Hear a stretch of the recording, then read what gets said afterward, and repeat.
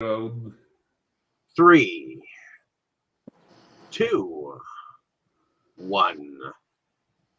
Hello, ladies and gentlemen, and welcome back to another exciting episode of Delusions of Grandeur. I am one of your hosts, but today we are going on about a choice that I decided on because last time Krol decided to be a badass motherfucker.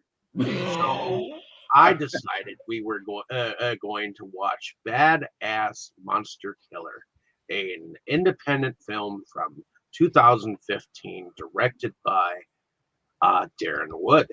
Um, and let's just see what IMDb says about the film.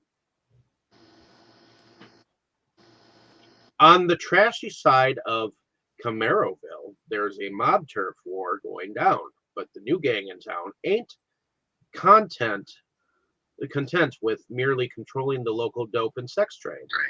They are also mixed up with dangerous black magic intent on resurrecting hideous demon gods who have waited centuries for the chance to eat all our souls and enslave mankind. These blasphemous bad guys need stopping, and Jimmy Chevelle, agent of the Department of Supernatural Security, is just the cat to do the stopping. He hasn't let the man keep him down, and he's certainly not going to let some sinister shape-shifting suckers destroy the earth and all of its foxy chicks, if he can help it. But can he stop the gangsters' cult's evil plans in time? Get ready for a freaky, funky thrill ride with demonic pimps, kung fu super foxes, and terrible, sanity-shattering extraterrestrial horrors from beyond space and time. So, let's go into first impressions. Um, let's start with you, Tammy. Was this a first time watch for you? According to you, no. Yeah, we watched it 7 years ago, believe it or not, when it first came out. I Uh, don't believe it. but you have forgotten all about it. But I remember you saying the exact same things that this was the exact same car that you have wanted forever, except for the stripes on the side. So, what On did the you think about it? stripes aren't on the side; they're on the hood and the trunk and the roof. Huh? The stripes go from the hood all the way back, not on the side. Ah, okay. And what were your thoughts on this film? I want the.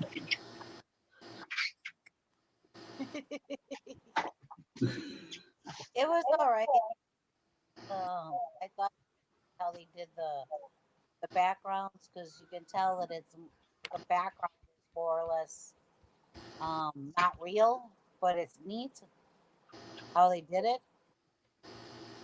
You can tell that they're not actually in different buildings and stuff like that because of but it's neat how they did it. It's almost cartoon in a way. So it was I mean it was goofy. The monsters were um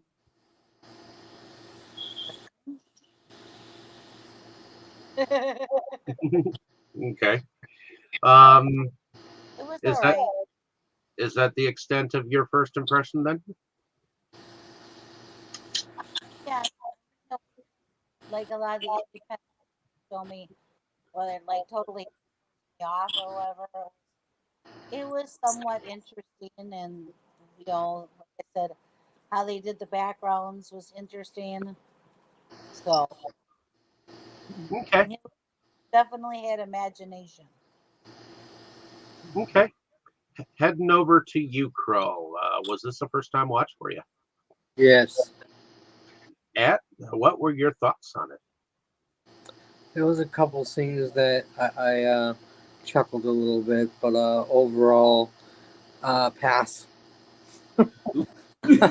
Okay. It's just not my cup of tea, and most of the cam work aggravated me. The whole weird ass background was annoying. Um, the slang was mixed between 70s and 60s and 50s, and they didn't know where the hell they were going. Which just again annoyed me. Um, it just most of the dialogue was horrible. The monsters look like puppets. Um, I don't know. It's just not my cup of tea. Okay. What about you, Boris? Uh, was this a first time watch for you? Yes, it was the first time, and I really hope I'm not going to disappoint you guys. But just like Krol said, it wasn't really my cup of tea. I won't say the movie was generally bad because I do believe there are people who could and would enjoy this kind of movie. But to me personally, yeah, as Kroll said, the camera work, all that omnipresent purple lighting, it was kind of distracting, and it made it difficult to focus on the story and the dialogues. Yeah, they were. I guess they were supposed to be funny, and maybe some people would find it funny. But to me personally, the all the repetition of phrases and sentences throughout the movie, to some people maybe it would seem funny, but to me it just made the dialogue sound too unnatural and kind of forced. So yeah, those things were distracting me from the plot. Although the idea itself is good, but I think if they had tried to make if they had tried to make a more serious movie with the same concept, maybe it would have turned out better than it was. At least that's my impression. But uh, others don't have to agree with me. No, definitely not. I came across this movie and I picked up a copy of it from its website, and I know it's out of print now, so I've got the original print of the film that it came with. Uh, Congratulations! It might be worth more than the movie was to make it. well,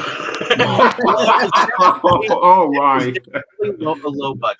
It was definitely low budget, and You you can think? tell that it was low budget, but it was meant to be a goofy, funny, um, a black exploitation film comedy dealing with the Lovecraftian this Lovecraftian world that I thought it was kind of unique that the world was kind of based on like a car. Uh, since it's Camaroville that it is all set in, kind of. Uh, that yeah, the fact that car is kind of a big deal in the story, and the main character being the way he is and doing the job he does, I kind of wonder if the character was maybe inspired by Dean Winchester from Supernatural. I almost was getting some like Dragnet vibes because of the narration of Johnny Chevelle once the story got Jimmy. going. Jimmy Chevelle. Yeah, Um, think with your dipstick, Jimmy. Sorry, that's the engine oil commercial that I find hilarious. Castrol Edge commercial called "Think with Your Dipstick." but the film starts out with a pimp chastising um, his street girl and she's having none of it because evidently she's been 9 months on the job, and he's treated her like shit. And all of a sudden, somebody else comes in who evidently is higher in force on the trade outfit, and he shows that he's got like this necklace that we later find out he's part of this diabolical cult that That most people don't even know about. right. I heard that sentence way too many times today. I agree that the dialogue is repetitious, and I do think that he could have gotten away with it like 2 times in the film, but I think they did it as part of the film though to make it more funny, to make to say that every time.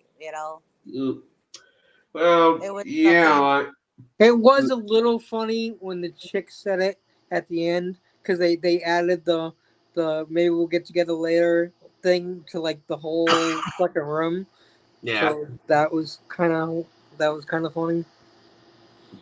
like like I said, I could have seen him cutting down on some of the repetitive dialogue and trying to come up with some more diabolical statements, and there were a few of them that I think were kind of catchy, but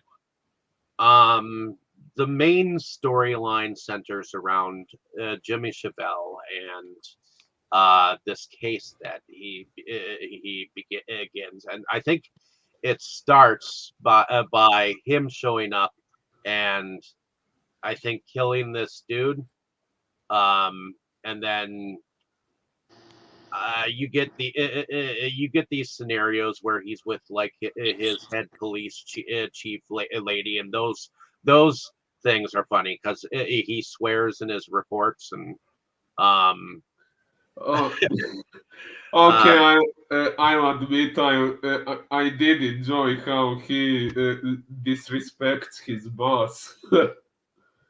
That was I an liked aspect I did I like. liked it when she chopped her head off. Down. well, and you get these snippets of backstory too from time to time, which I think kind of helped the story. Where apparently he had this partner at one point in time, and they kicked some ass at one point in time, and she seems like she was relatively hot looking, uh, uh, and she told him to take care of her car, um, and I guess he has, but um, I guess he lost her to this cult, um, which is run by a redneck sounding leader. I believe his name is Reverend Delamorte. And he's played by Ryan Sickhack, and Jimmy Chevelle is played by Jawara Duncan. And he ends up after each time helping people out, ending up back at his pad with a chick. And it seems like they make some sweet love or some shit like that. But one thing that I thought was kind of cool was when he took the first chick back to his pad. She put on this like record, and I guess it had some like Lovecraftian like chanting going on, or Lovecraftian music that evidently had her like hypnotized, and just the colors and the way that was presented, I thought that was cool. And then later on with the pizza guy. Okay, yeah. The pizza guy scene was creative. But The pizza guy was annoying. He just kept standing there laughing and laughing and laughing, and his That laughing pizza was box getting was really disgusting. annoying. Yeah, but I mean, I did find it interesting how the monster was hiding in a pizza box. I didn't see that coming. You're right but there. evidently, there's several characters that come into play in Jimmy Chevelle's life, and one of them happens to be a black market weapons dealer that just so happens to be the daughter of a crime syndicate for the sex trade within Cameroville, and she's got these two goons that always seem to show up to like just look mean, and to me they just look stupid. But Yep, I agree. that's what they're there for. They're for that stupidity a moment every time, and The stupidity moment, that was called the film. no, I wouldn't say the film is stupid. I think it was done well with the budget that they had, and I thought the world was unique. Um, I yeah, think somebody should have no. given him 50 cents so they could have done better. I don't want it to be done any better. I liked it. I liked the way the world looked. I liked how funky it looked. I mean, I guess if you don't like creative ways of creating a world and stuff, and the fact that they almost created like a kaiju monster thing. I wouldn't go that far. Say I don't like creative ways. I just don't like that way. Well, when it comes to the way the monsters were created, I'm not judging it so badly. I mean, I know it's a B movie, and in a movie like that, with the CGI options being very limited, usually it's not really easy to create a monster on screen. No, So, and so there were several monsters. The first one that we come across is this dude that seems to regurgitate acid on like, and I do have to say that some of the women in that strip bar were actually very well endowed with their The titties accessible were area. nice. You're trying to say. Yes. well, So they do have that better. going for them, at least as far as that goes. And Bet- I agree with that. the world within the bar scenes that we have are cool. You get to see a little bit of the underworld in the underbelly of Camaroville and stuff like that. Um, what do y'all think about that first scene with this creature that regurgitated over everyone? I thought for the first scene that we have against the monster from this like Necronomicon universe. Well, Uh, that wasn't the first monster you see. That was the second monster. yeah, it was the second monster, but it was the first real monster attack. If you say so. Because he's asking questions about this necklace. Jimmy Chevelle is that he found on the body of the criminal that he had killed, and The monster. correct. But originally he wasn't a monster, so None of them were monsters originally. They were all humans.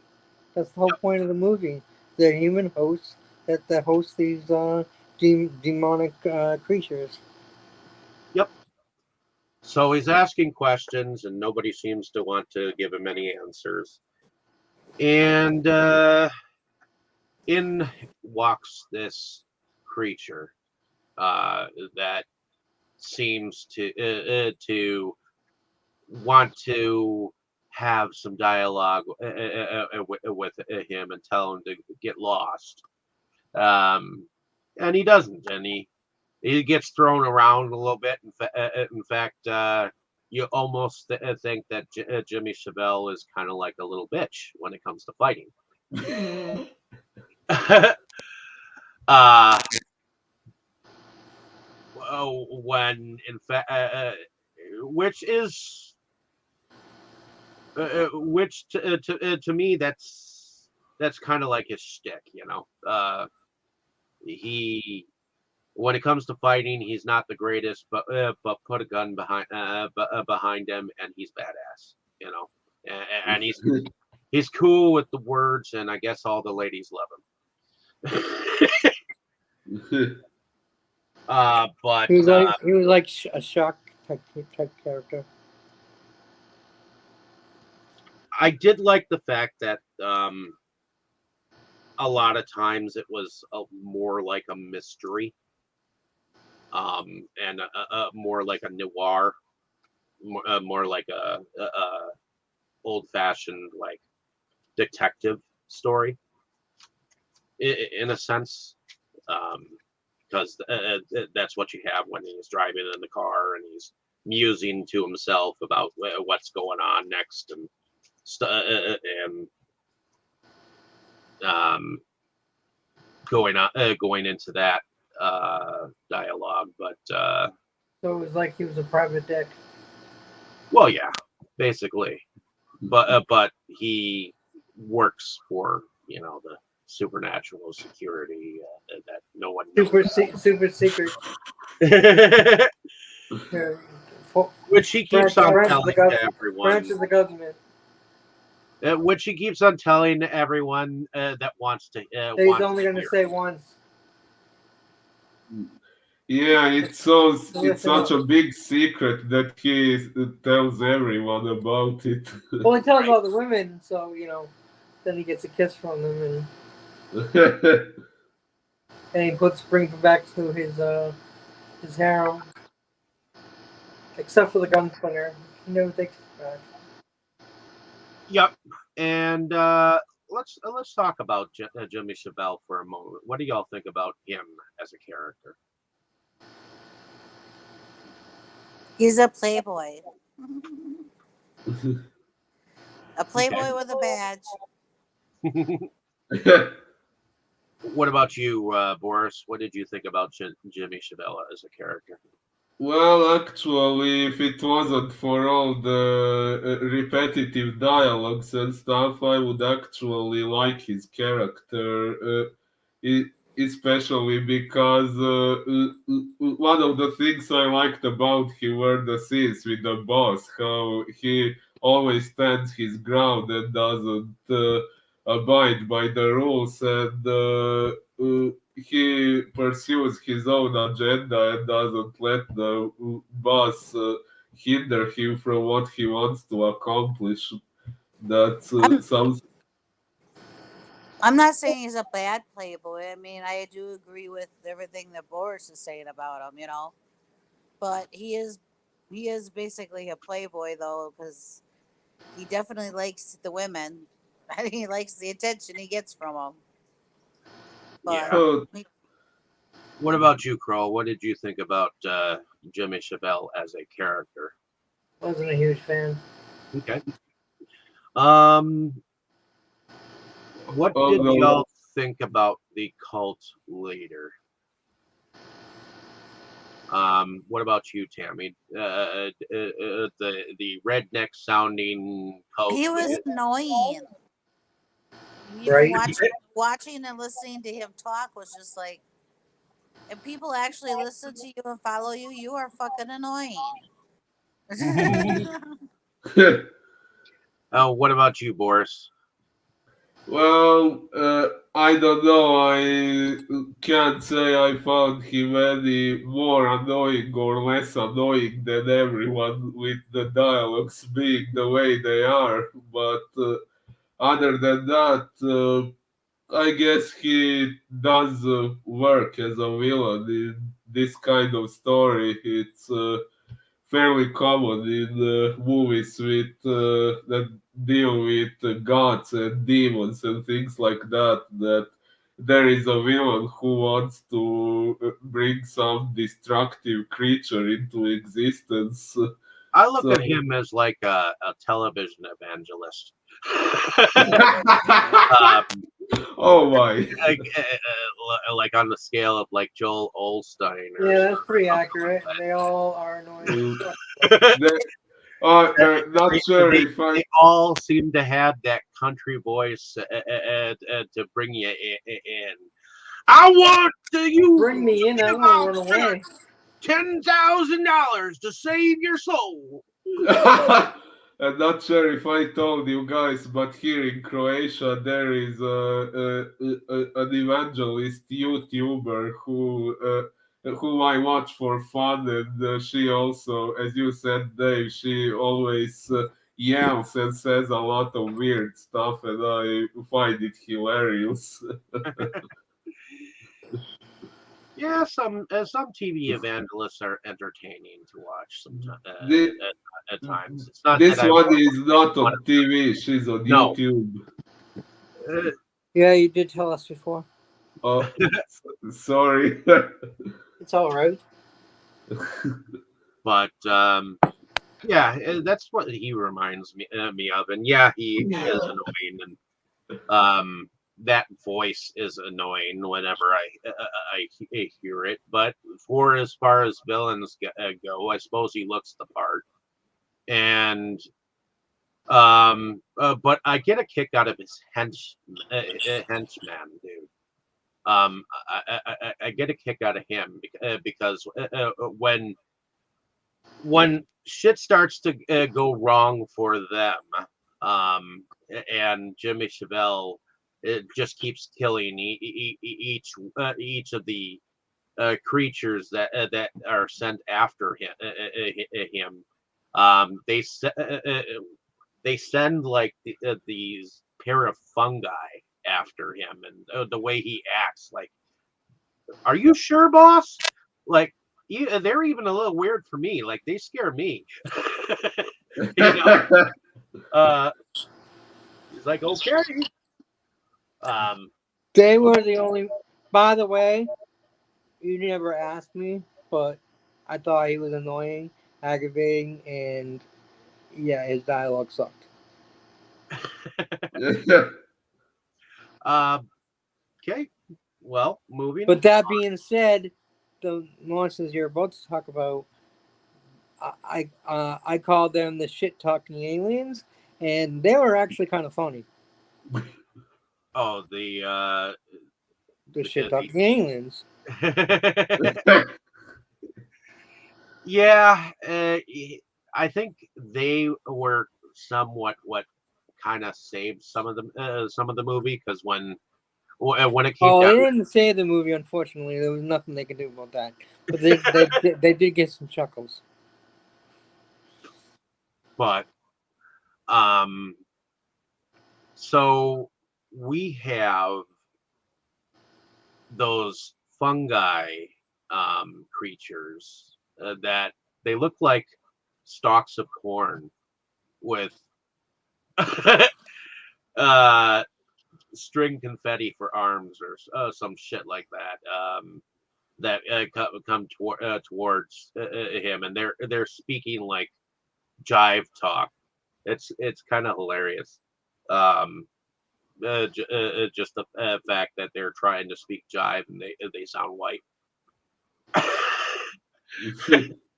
um, but he ends up having a little bit of a fight a moment, and I guess there's some kind of like syringe that one of the creatures has, and he ends up accidentally sticking it in his buddy's back of his neck, and I guess he kicks his ass. And then what do y'all think about that little fight scene? Tammy, what did you think about those creatures? They were a bit strange. I thought it was funny though when he started to shoot at them, and they all bent this way, they bent that way, they bent this way, and they they avoided every shot. You know, so that was amusing. And I know we sort of skated over the one scene before because evidently they had sent an assassin after Jimmy Chevelle while he was back with his ladies, which the one of them was from the first. The one was was the prostitute. Yep, and then And the other one was the bar wench. correct. And when the pizza guy shows up, the doorbell rings. He's like, "Hold on, I wasn't expecting any company." And he goes to the door, and Yeah, he was gonna pay for the pizza. yeah, he was. And then he comes in. The pizza starts changing, and he's Meat stinking. And we opened up the box and we saw that disgusting fucking mesh that was in the box. Yep, and this thing came out of the pizza box and had like tentacles and was trying to grab and choke Chevelle and trying to choke the two chicks, and um, they got loose. Well, while Chevelle was still wrapped up in things, the chicks kicked some ass and got hold of the record and played the record, and I guess it kind of destroyed that guy. And pizza guy, well, he just got slapped a couple of times and he was out for the count. A lot of bitch slapping going on. But yeah. Tammy, what did you think about that whole scenario?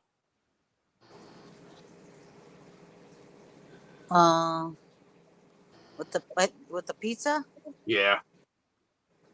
I thought that pizza thing was gross, man. He was gross looking.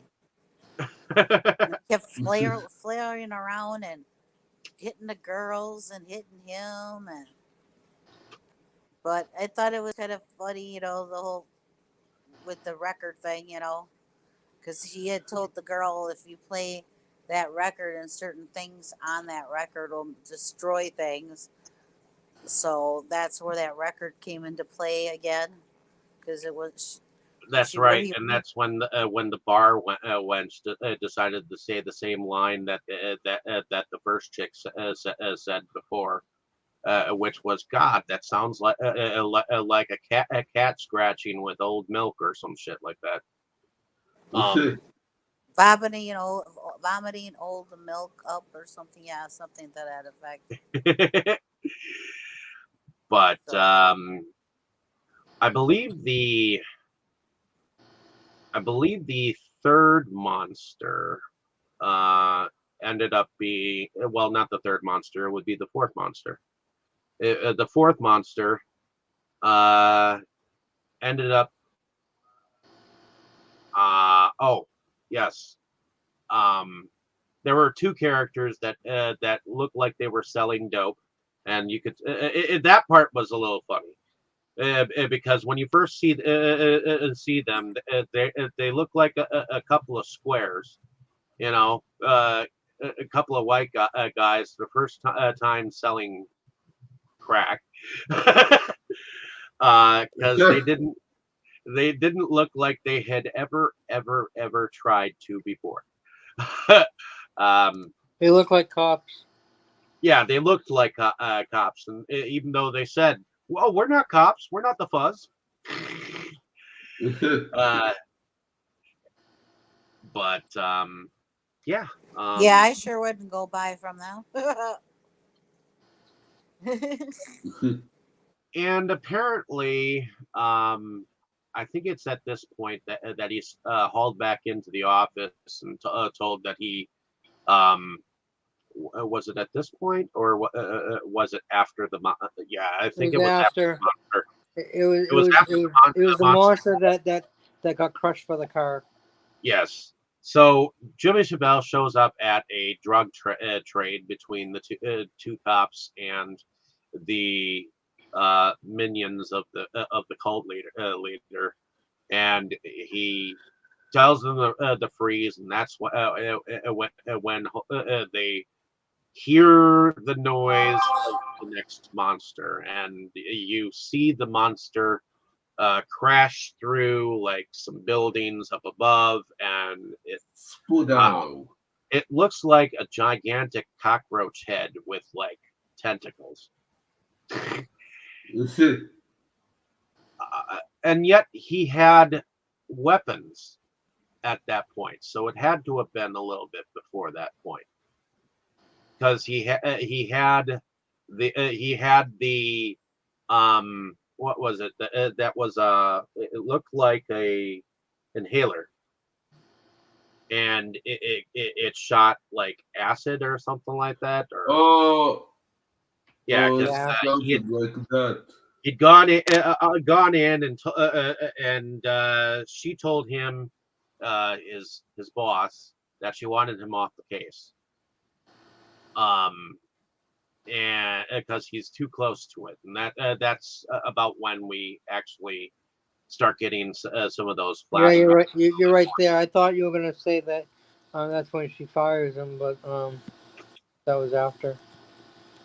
Well, she tries to let him go during this moment, but he's like, No, he might doesn't. as well. No, she does.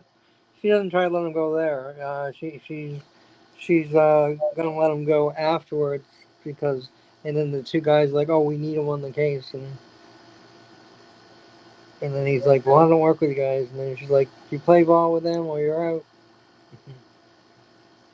Yeah, but she gives him weapons first, and one of them happens to be like a maglite flashlight that turns into a sword. Um, That was kind of cool. the cell phone with the bomb that evidently It reminded me of like a lightsaber, like they were trying to go for lightsaber vibe. yeah. You know? And yeah, so he ends up fighting against this Keiju looking like monster that looks like a fucking cockroach that or a locust or something like that with like tentacles that just seems to wrap its tentacles around Chevelle. It wraps it around The other villain. the other villain, and it eats one of the villains. Yeah, swings him That around and eats him. that part was cool because he looked so dorky being pulled up into that mouth. But I believe that the one chick, the weapons dealer, she was there. She was trying to help out. In fact, she shot at them first. That's what started the whole thing. She pulled out her guns and like shot at them. And he was like, "You don't have to be so cold." But yeah, wrapped around her. He took that sword and he cut one of the tentacles off, and then while he was grabbed and going towards actually he was hanging onto a door to the other classic car that was there. That was the second time he got grabbed. The first time he got grabbed, he was grabbed by the tentacles, and after he ate the villain, and then she had a machine gun and she shot the tentacles, and he just jumped down. Um, And then he got grabbed afterwards by the car. You know, when Jimmy was on the car. That was Yeah, it. and the other criminal, he jumped down first, and then while he was going, he was heading towards the mouth. He decided to pull that thing out and throw it into its mouth, which And then he startled jumped it enough. all the way down and seemed to land on his feet. Yep, right. Um, but after that thing kind of exploded, Wow. uh, that's when they went back to the chief, and that's when he was told that he should stay on the case, and they need him still. And when was it when he got fired? That's when he got fired. He got Yeah. she wanted to fire him, and then the guys are like, "We need him," and then he's like, "I don't want to work with them idiots and whatever." And they were like, and then she's like, "You play ball or you're out." Blah blah blah. So Okay, so he gets fired. Actually, she tries to fire him, and he quits. I think that's later on. That's later. Okay. She quits later, and she doesn't try to fire him when he quits. Yeah, but that being said, he decides to go off on his own, and he, since he is friends with the weapons chick, she takes him to her That's father. after he. That's after he quits. Yeah, that's after he quits. She takes him to her father's bar. He's kind of a character. I kind of like him for a moment, because he's like, what do you want? What do you want from me? You know, kind of thing. He's like, well, I need 200 explosives, and he's like, 200 spudals. And everybody laughs, and then he's like, "Okay, tomorrow I'll back." but I need them by tonight. Oh wait, we came by cab. No, he's like, "Take my car," and they started leaving. Oh, we can't. We're not. Well, because we took a cab, you idiot. Well, wasn't he the idiot in the first place? They're taking a car. So he lets And weapons. then they want to use Jimmy. He's like, "These two idiots are not driving my car." Oh, I did find it kind of funny how there was a drunk who was like throwing up in front of his car at one point, and he was like, "What the fuck are you doing?" No, they Oh, were yeah. just sitting on his car and fucking dropping shit on it. That's okay. He ended up in the pile of his own pile of stuff. Then later there was a scene where the guy was throwing up on the car. Yeah, that's what we were talking about. But in any case, so ultimately, weapons chick ends up taking his car to go off, and that's when we get a moment where apparently we have some girlies that are not quite human, stripping at the bar, because they unveil that they have veined titties with teeth, that squirt like acid on people, The nipples that bite you back. and right. So we have a little bit of that pandemonium going on in the bar, and Johnny Chabelle, he's knocked out, and later he wakes up, and he hears the last dying words of the one dude, and I'm trying to think what he says. I think he says something to the effect, get them back, or something like that, to that effect. So he ends up going out from the bar, and I think next is when he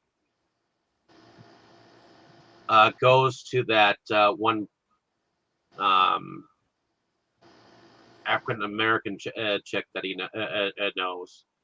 The bookworm. Yeah, the bookworm. And she has the Necronomicon. Yeah. And so I believe he finds out that something with the cult and where they are, and he goes to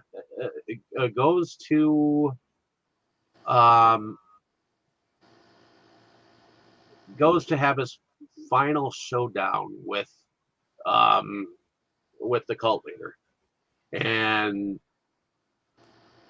he shows up. He gets muscled down and chained up. Then his lady chicks, who evidently have been training to become kung fu. Well, he said that. He told his boss that in his report, in his last report. Yeah, he had said in his last report he was training chicks to be like the Foxy squad. What do we call them? Foxy, whatever. So they show up. But meanwhile, evidently there's this chick that looks like she's a harem girl, and you don't really see who she is. Oh, I knew it was the partner in the bar. Before, and it turns out that she is in fact the partner that was his partner before. I knew that. And she tries to entice him, and it doesn't work. Although you can tell it was tempting, at least to him, but he's still sticking to his guns. And apparently she is the bride, or supposedly going to be turned into the bride of Cthulhu, and she becomes the bride of Cthulhu. And what do y'all think about the bride of Cthulhu? She wasn't bad. I mean, of all the monsters they had, she's probably the best designed. Right? I mean, you can still tell she was like a woman. Like she had like a woman body, although giant. But, then she had that weird ass fucking head, which was, actually kind of cool looking. Well, yeah. And so his kung fu chicks end up shooting him out of his chains, and there's kind of a fight and a skirmish that goes on. Some of his goons get killed, and ultimately we think that Jimmy Chevelle has taken and knocked the bride of Cthulhu out, left the bomb there, and he's running out. And now, what happened to the chicks? Because I blinked for a second or whatever, and they were just not there anymore. Did they die? Well, they were killed. The Cthulhu snapped their necks. Oh, I missed it. Yep, the Cthulhu bride snapped their necks, and he, in a moment of haste, put the wrong code into the that code was too funky to work or something like that. Yeah, After he said, something about the don't not messing with him, and I don't know. He said something about destroying him and and destroying her, and Tammy's the one that said something about what the code really was to me yesterday. What Well, was he well he put in 36, 24, 38, and the message even said code not accepted. You had too much um funk. booty or something. Yeah, because it's supposed should have been 36, 24, 36. Ever listen to the Sir Mix-a-Lot? Baby got No, back. no, Yeah. hate that song. But yes, any movie that's talked about a woman's measurements, the measurements have always been 36, 24, 36. I agree with that. 36 So in the breast? Just forgot. It's funny that Tammy remembers that, but the guys forgot. Yeah, I actually had no clue about that that until Tammy told me. So Not having a I clue. knew That's he a put the surprise. wrong code in the minute he said yep. it. And I was thinking to myself, well, maybe because of the movie that it is, maybe 38 will work. And then when the thing didn't go off and it said it didn't go off Okay, you because the got too code much was funk. wrong, yeah, I was like, yeah, because it was supposed to be this. Oh, so he got the booty wrong. Yes. But in any case, since the code got wrong, I guess something happened where all of a sudden the Bride of Cthulhu got like really big and it became Bride of Godzilla. Nice We have a one. different movie going on here. Godzilla. No, just kidding. But yeah. So we have the gigantic Bride of Cthulhu running after his ass, and I guess it's kind of funny how at the exact same moment the Chevelle car careens around the corner, shows up just in time, and she's like, "Well, I got 200 explosives in your trunk," you know. So he And decides, napalm in your back seat. "Yep, So he decides to give her back her car. all right." It's no longer his responsibility. So he plays chicken with the Bride of Cthulhu, jumps out just in time, and I guess the rest is history. No, And the wrecks the rest is car. the rest the rest is spoo down. And of course, he gets the chick in the end. So now that Fuck the we, chick, I wanted the car. well, I'll uh, fuck the chick. You can have the car.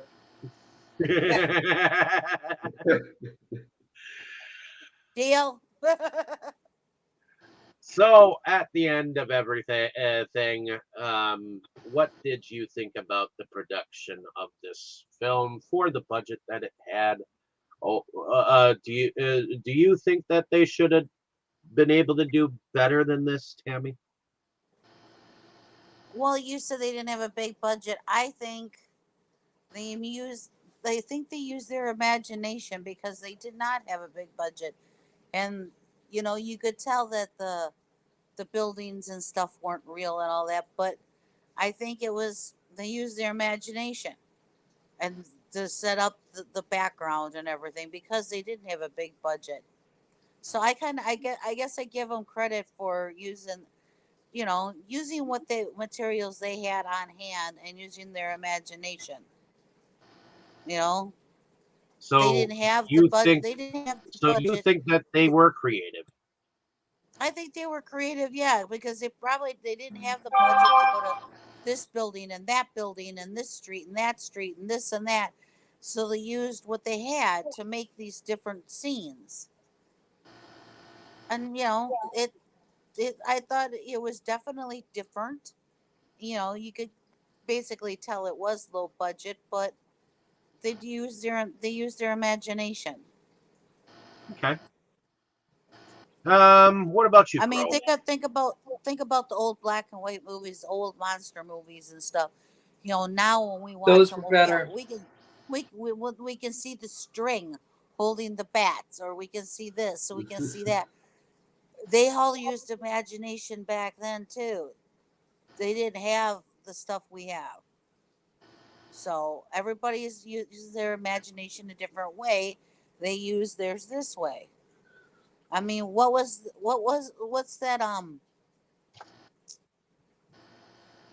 that series we watched that was so funny? This science one with the red dwarf, right? Oh, yeah. Okay, we saw behind the scenes of that where they one side of this thing was for this room and one side of it was for the other room in the production, correct? And Correct. they reused a lot of their stuff in that show because they had imagination and they had a low budget. So Okay. What about you, Krol? I love imagination, but I don't love their imagination. I just, yeah, like I said, I just didn't like the production much at all. The city kind of felt like a Sin City type thing, which I never liked that movie either. Um, yeah, it just, like I said, the monsters were just so. I mean, the old monsters that Tammy mentioned, I like them better. I mean, they, I even with seeing strings, it just I thought they were done better than this. This was just you know really bad done, with the exception of the Bride of Cthulhu. They actually did a good job there on her. But other than that, that was in my opinion that's the only monster that they did well. I And I will say that this is this company's third movie. Um, the first movie was called Monster from Bikini Beach, and then the second movie was Planet of the Vampire Women. And did we watch the other two yet? we watched Planet of the Vampire Women. Oh, okay. Oh, I haven't gotten around to watching the Monster from Bikini Beach yet. So, Well, I do um, agree with Cole on one thing though. Is I never got into the Sin City movie stuff either, and some aspects of it, no, I didn't really get into because I really didn't get into that. I just thought that I thought it was kind of neat what they did. That's all, for their background and everything. If somebody says, "Okay, you got $50 and you got to make this room look like this," what the hell you gonna do? You know what I mean? yep. So So Boris, what did you think about the production at the end of everything? well, Now that you've had a chance to hear everyone. well, for the most part, I actually agree with Tammy, and as you know, generally, I usually not so harsh on indie movies. I know independent filmmakers do the best they can with what they have available. And in this movie, I'm actually not even so bothered about the fact that the backgrounds are animated and obviously not real. That's okay with Well, me, but actually, the whole world was green screened or blue screened or whatever. they're not yeah, animated. Probably Animated might have done been better. probably done in one room where mm, they put a backdrop and then put up their painted cardboard buildings, and then tipped the camera to the side several times to make it look trippy, Yeah. which made the world to me a little bit more dreamlike. Like, but go ahead and finish the rest of your. Okay, so like I said, the fact that they use the green screen animation and so on, that doesn't bother me. That's okay. But one thing I really wish they hadn't done is that purple tint that's there throughout the whole movie, except for in the scenes with the villains, where instead of the purple tint, we have a green tint. But again, what it does is we have the same color palette on screen throughout the whole movie, and I found that really distracting and kind of jarring to watch.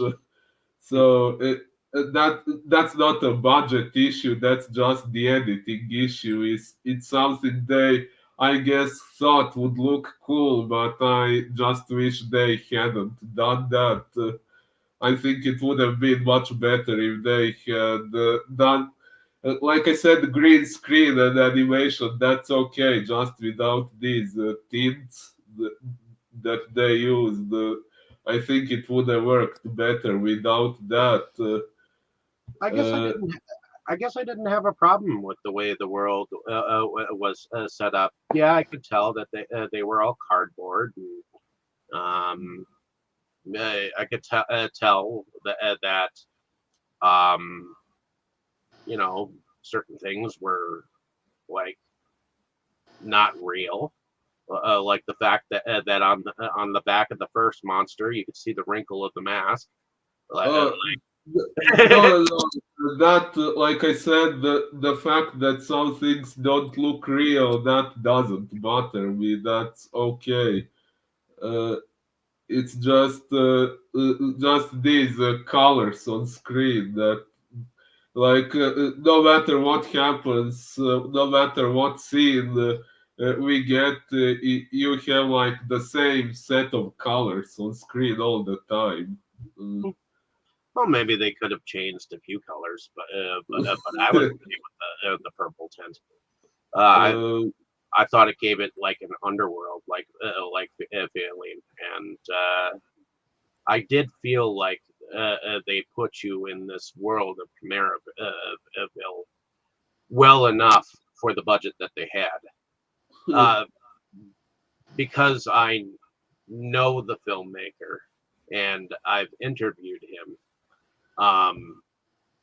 myself. well, just for the record, I don't mean any disrespect to the filmmaker. Like I said, I know things are difficult for independent filmmakers, and I know they did the best they could. There are just these few things that could have been done differently, and I personally would have preferred them to be done differently, but okay, maybe that's just me. If that filmmaker watches this discussion, I just want him to know that I don't mean any disrespect with anything I said.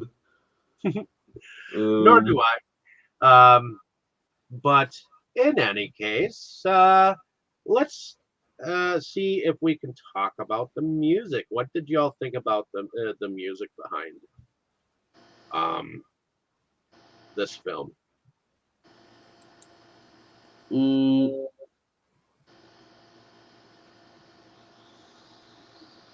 uh, should Tammy go first? Sure. Tammy, what did you think about the music that went behind this film? I don't know. You don't know? It was kind of like there. Okay. I What mean, about you, Krol? Did you Yeah, like the shit, the movie was crappy. Uh, Well, oh, sorry, Krol, were you going to say anything more? No, I'm done. Oh, okay. Well, I thought the music was kind of fitting since the whole movie was done the way it was. The music being the way it was fitting. I guess maybe it's not the type of music I would normally listen to. Now, the fact that they made some dialogue lines into the lyrics of the background songs that at some points it felt kind of weird to me, but I will admit, it is still a creative idea to do things that way. So yeah, maybe I have a little mixed feelings about it, but it definitely was something that took some creativity to imagine and put together that way. So I'll give them that.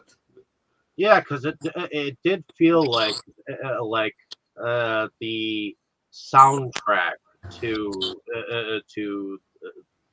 the music. It seemed like they were doing like something like 70s ish, but um, all of it was in fact put together by one specific mixer who worked on the other two films that were before this as well. I believe his name was Philip Baldwin. Um, and I thought that the music was trippy and went with the film, and I actually wouldn't mind a copy of the soundtrack, to be honest. Just hear the funkiness of it. um, but Go ahead, Tammy.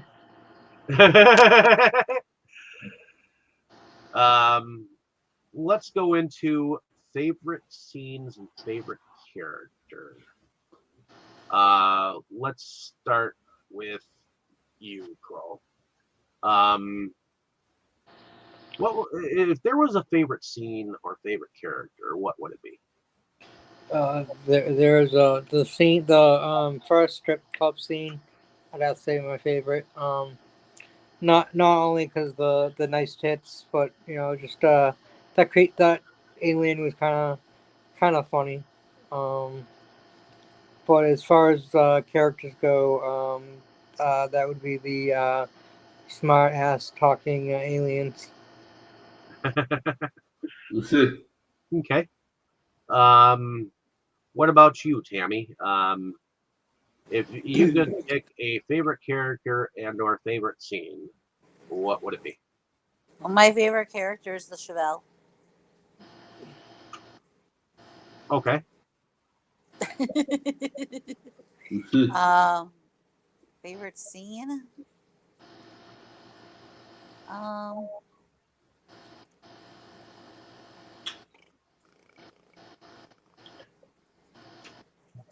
Um, when that alien dude that was spraying everybody with that toxic shit.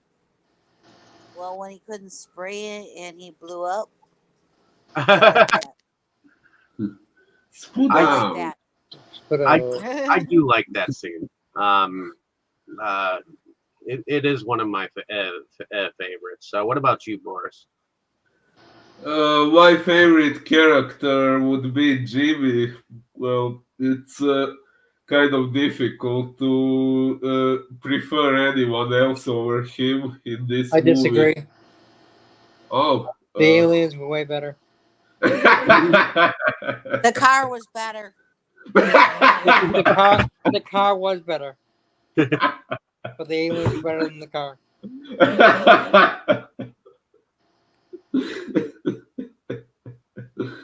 uh, well, yeah, my favorite character would be him, and favorite scenes.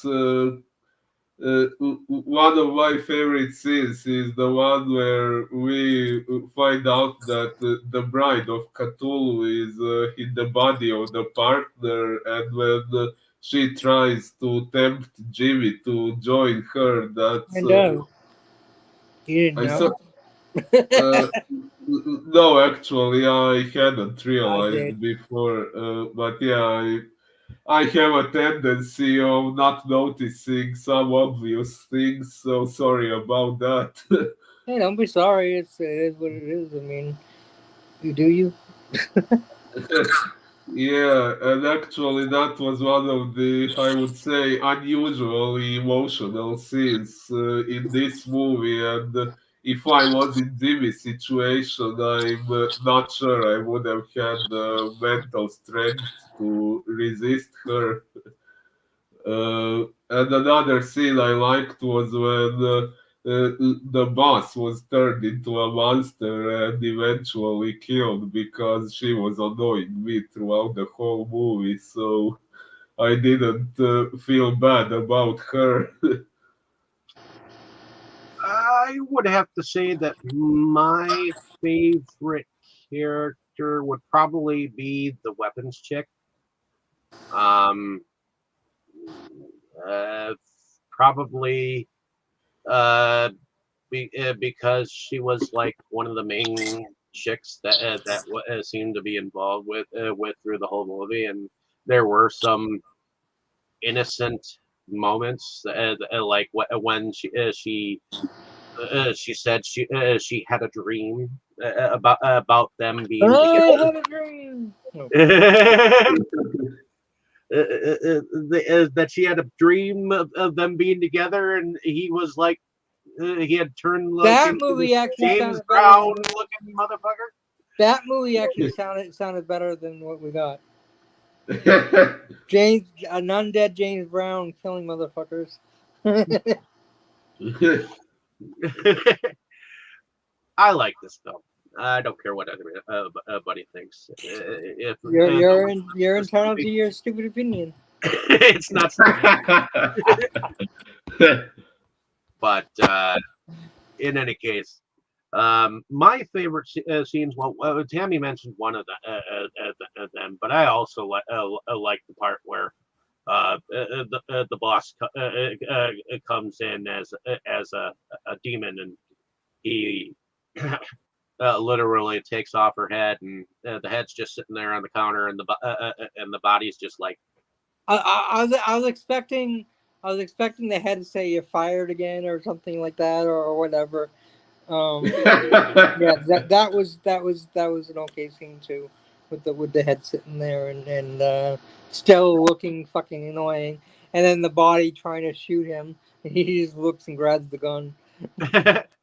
Yeah, they could have done some funny moments there at that moment, like Yeah, they could have had her they missed an scream opportunity. at him, but they chose not to and But leave it kind of. it was cool that he said, "Now give me back my damn badge." From body, whatever. He grabs his badge back. I could have seen him saying thanks for giving me a head start or some shit like that, Yeah, but they didn't even do that. they could have done some head jokes, like "Hey, heads in a duffel bag." But yeah, that part was funny to me, and there were some other funny moments to me, and for some reason, I just like how creative the film is. I Uh, love creative. I love creativity and imagination. I just didn't like this one. well, to each their own. Some people like it, some people dig it, some people don't. But at the end of everything, did anyone else have anything else to add? Not sure. Probably not. Alrighty. Well, Except I just like to say once again, I'd like to point out that I didn't mean any disrespect to the filmmaker with anything I said. And if he is listening to this, I didn't mean to offend him with any part that I specified as something I didn't like about the movie. That's just my personal impression, but I still respect the effort he put into this movie. So Just let that be known. Okay, stop sucking up. I want I the car. I think the creatures were I liked the car that got crushed. Good now. No, I want the Chevelle, man. I like the car that got crushed. Well, in any case, ladies and gentlemen, hopefully you enjoyed our discussion. And don't take our word for what we liked or disliked. Go out, Especially watch the David's. film. It's on Tubi and Amazon at this moment. It's not on Amazon. It is on Amazon It Prime. is not on Amazon. Well, I own Amazon Prime. That's the first place I tried to watch it. Not there. You have to pay for it. well, it was on Amazon Prime. Well, if you count paying for it as being on Amazon, it's there. But I don't pay for movies because I already pay for the subscription. Well, in any case, let us know down in the comments whether you enjoyed the film or not. And we'll be back next week with whose turn is it next week? It's also on. It's on Fossum, which is a stupid streaming site that fucks up and changes your movie on you. And it's on a couple other streaming sites as well, which I don't remember the name of. But yeah. Bloody hell. Yeah, I started watching the movie, and all of a sudden the movie got good, and I'm like, and then I realized I was watching a different movie. I'm like, oh, okay. I think it's Boris's turn, isn't it? Oh, really? Doesn't it it go? Doesn't it go David, Boris, me, and then Krol? Yeah, Yeah, Yep. so it's Boris. Ooh. yeah. Last month it got screwed because you went before Boris because Yeah, yeah. the car thing. And keep in mind that this coming week is Boris, and then the week afterwards. It's yours, but yours will But be we, a week later. but we won't. But none of us will be here because we're going to be at a wedding. I mean, Boris will be here. So next week we are skipping. No, No. Week after. week after. Oh, The week of the okay. 16th. The week of the 16th. Tammy's turn. Yeah. Yep. But what that's delaying it. Do you have a film in mind that you'd like to discuss? Or do you want to keep the ladies and gentlemen in the audience in mystery, at least until next week? Actually, I have two films on my mind, and I'm not sure which one of the two I will pick. Well, I guess we'll you'll have to be back next week, ladies and gentlemen, to find out which movie we will be going about next. So, like, share, and subscribe. I have a feeling it'll be another B movie. Well, Boris is big on the B movies too. So. I that's why I said that.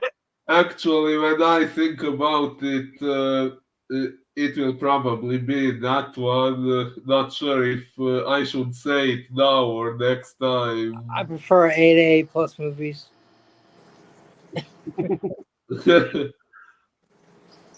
But in any case, everyone say good night. Good night. Good night. Good night, Gracie.